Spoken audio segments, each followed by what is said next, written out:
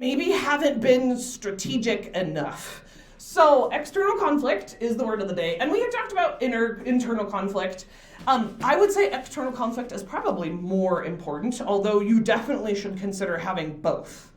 So it's kind of what it sounds like, right? That you've got a character who has problems, and like I've told you many times, you can't have a story without having a problem. But when you're trying to write 5,000 words, because I'm trying to push you, that is going to be impossible without really having thought through this beforehand. So notice that first sentence. Before we talk about anything else, I bolded it, I underlined it, I made it huge, because you really, really have to think about a good story needs multiple layers of conflict. And often it's very closely connected to subplot. So I'm not just like thinking of, okay, I've got my protagonist and my antagonist is probably creating most of my conflict. You're gonna push it so much farther. And you're gonna be thinking, how can I build in minor conflicts, major conflicts, and sometimes have unexpected conflicts, and have these, it's almost like a puzzle of different problems that end up working together.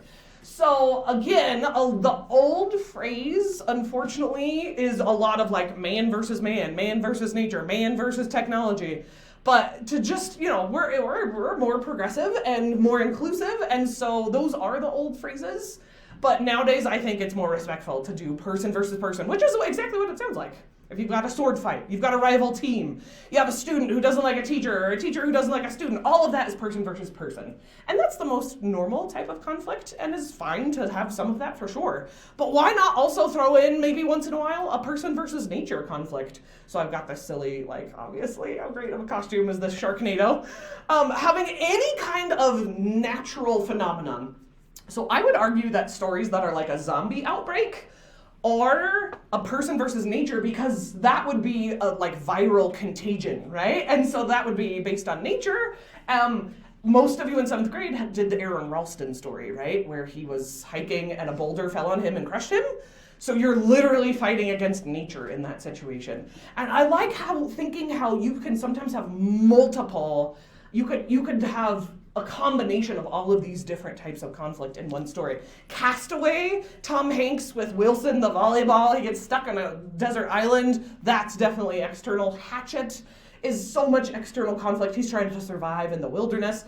Technology, iRobot is an old one, but iRobot is a good one where technology gets too smart. But one thing that most kids your age don't realize, when you say the word technology, it actually does not just refer to electronics. And I know that's weird. You could go open up a new tab and do this right now. You could go type in, what is the definition of technology? Technology is not just electronics. It could be an invention that fixes an issue. So when you think of technology, something like a dam that blocks off a waterway is technology. It's not an electronic thing. I mean, some modern dams have them, right? But that's what I mean. That I think there's this misconception that person versus technology has to be like somebody fighting with their cell phone or they're fighting with a robot. That's actually not true. Technology is any kind of invention that fixes something.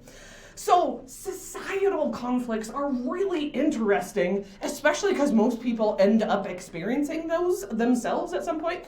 So think of person versus society as any of the isms.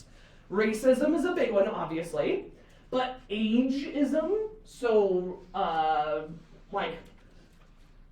judging someone because of their age, or any of the other isms. There's tons of them, but gender, race, age, all of those kinds of isms.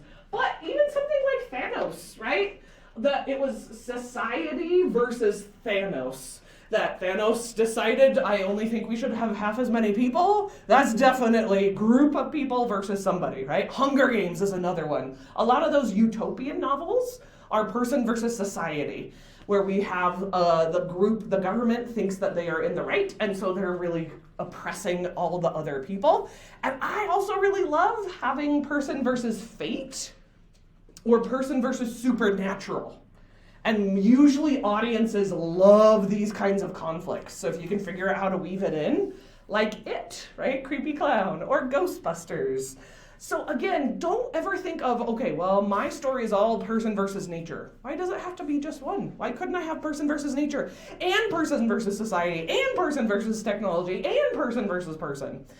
Especially because you'll keep your reader hooked, guys. If you really want them to keep reading, that's going to keep them engaged in the story and make them want to see how it gets resolved. I went to a writing conference one time, and it's funny like how different authors will approach writing, but one of the authors who was presenting at this writing conference said, okay, here's how I write a book. I come up with a character, and then I throw as many horrible things at that character as I possibly can until I think they can't possibly keep going, and then I resolve everything. Boom, I've got a novel. And not all stories are like that, but that is definitely a strategy. And I myself have read many, many novels like that. And that is, especially as a new writer, I think that's one way to approach it, is I'm gonna keep people on the hook as long as I can and not resolve all of this tension until I cannot hold out any longer. Yeah, Jasper? I'm just gonna say this. Yeah. Trauma builds character. Sometimes, right? Yes, absolutely. I don't want to make too many generalizations, but yes, I agree that sometimes. Okay. And then, I know this is a silly example because it's from Tangled, but this is such, in this 2-minute and 38-second clip, this is what I mean by building layers. It's like layers of a cake. They have so much conflict shoved into this tiny scene. I'm going to yell it out as it happens, but so they do a good job of having different types as well. Okay, so this first one is person versus person because they're running away from some people. We've got person versus technology. We've got a dam right there. Of course, yeah. Take the hall pass. Then we've got person versus nature because they're dealing with a cliff. Yes. Okay, we've got person versus person again. Who's that? We've got person versus person more. And then I know it's a horse, so you might be like, oh, it's person versus nature, but it's a personified horse. So that one really would still be person versus person.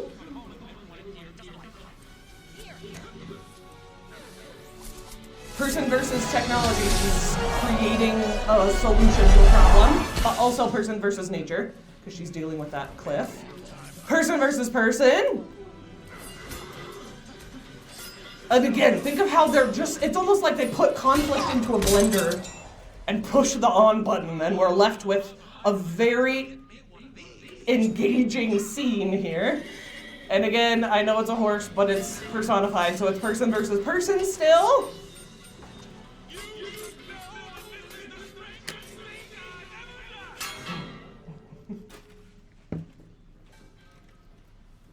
Layers of conflict.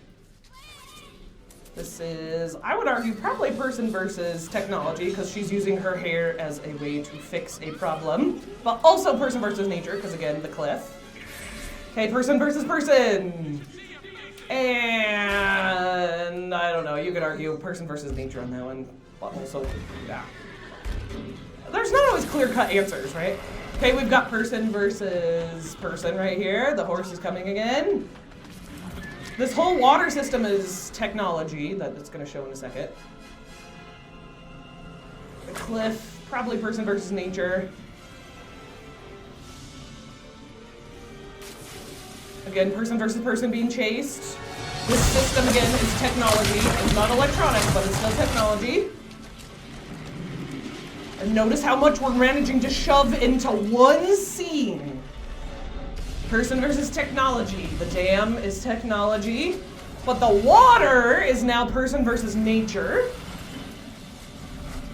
And if that's not enough, then we can end with basically Aaron Ralston here, and a giant boulder is person versus nature. So I think the only one they kind of managed to not get in there, because that's the end, is probably person versus fate or supernatural.